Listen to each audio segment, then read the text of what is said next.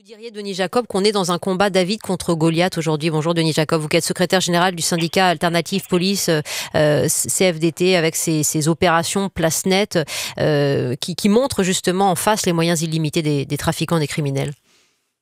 Bonjour Annie Bouchard. Oui, complètement David contre Goliath, parce qu'on n'a pas les mêmes moyens, on n'a pas malheureusement le même rapport de force. Et je remercie d'ailleurs Monsieur le Sénateur pour les travaux qui ont été conduits au Sénat et les 35 recommandations qu'ils ont fait, parce que ça globalise bien le problème auquel on est confronté et toutes les solutions qu'il faut y apporter. Aujourd'hui, on fait quoi en tant que policier avec les opérations Place Nette qui ont une importance, qui sont nécessaires, mais qui malheureusement ne s'attaquent qu'à la partie émergée de l'iceberg. Et on traite l'arrivée de la drogue, mais on ne traite pas le départ, c'est-à-dire le renforcement de la coopération internationale, la coopération européenne, et puis pour nous, sur le terrain, des moyens conséquents pour pouvoir agir et agir au niveau du haut du spectre. Là, on est dans le bas, c'est-à-dire qu'on est à la base du trafic, et donc le travail de démantèlement des trafics de stupéfiants, c'est un travail de longue haleine. Et la proposition qui est faite de créer une espèce de DEA à la française me paraît de bon sens. C'est un peu ce qui existe déjà en matière de la criminalité haut de col blanc. DEA, c'est quoi, Denis Jacob? La DEA. La DEA aux États-Unis, c'est le service qui est spécifiquement spécialisé dans la lutte contre les stupéfiants. C'est un service particulier. Et nous, en France, on a tout un tas de services, les douanes, la gendarmerie, la police, qui travaillent séparément. Et ce que propose le Sénat dans ses recommandations, c'est de créer un peu ce service américain qui réunit tous ces services différents dans un seul service, avec une seule autorité, de façon à être plus réactif dans la lutte contre les stupéfiants. Oui. Donc je trouve ça une bonne idée, mais après, il faut bien évidemment les effectifs, les moyens, et il ne faudrait pas déshabiller Pierre pour habiller Paul.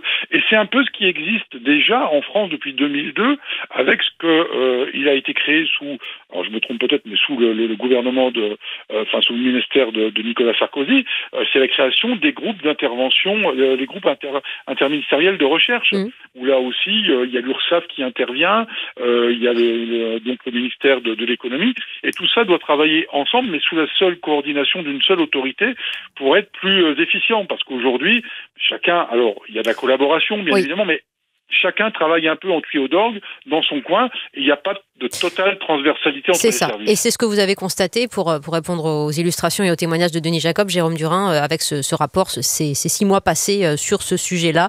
Pas assez de coopération, pas assez de coordination, et peut-être à l'avenir la nécessité de créer une direction totalement allouée à cette lutte. Denis Jacob, on n'aura pas le choix, après tout ce que vous venez d'entendre ici, que d'allouer à cette lutte des moyens exceptionnels.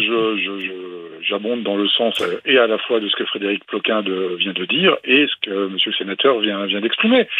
On ne peut pas faire d'omelette sans casser des œufs. À un moment donné, être toujours sur la ligne de la loi pour travailler ne nous permet pas. Il faut malheureusement contourner certains dispositifs de loi pour pouvoir faire notre travail jusqu'au bout. Si on ne le fait pas, on n'y arrivera pas. Vous croyez que les narcotrafiquants se préoccupent de savoir si ils sont dans les clous de la loi ou pas? Ça se saurait. Donc forcément, à un moment donné, on va être obligé de déroger à certains dispositifs législatifs pour pouvoir agir et aller au bout de la démarche de la lutte contre le trafic de stupéfiants. Et si on ne le fait pas, on ne gagnera pas. Je le dis clairement, on ne gagnera pas. Et donc, il faut donner tout moyen de pouvoir aboutir, même des moyens qui, moralement, sont contestables, mais qui, en termes de lutte contre le trafic de stupéfiants, sont probants. Il y a du travail. Et efficients. Merci à vous, Denis Jacob, d'avoir représenté la police avec le syndicat Alternative Police.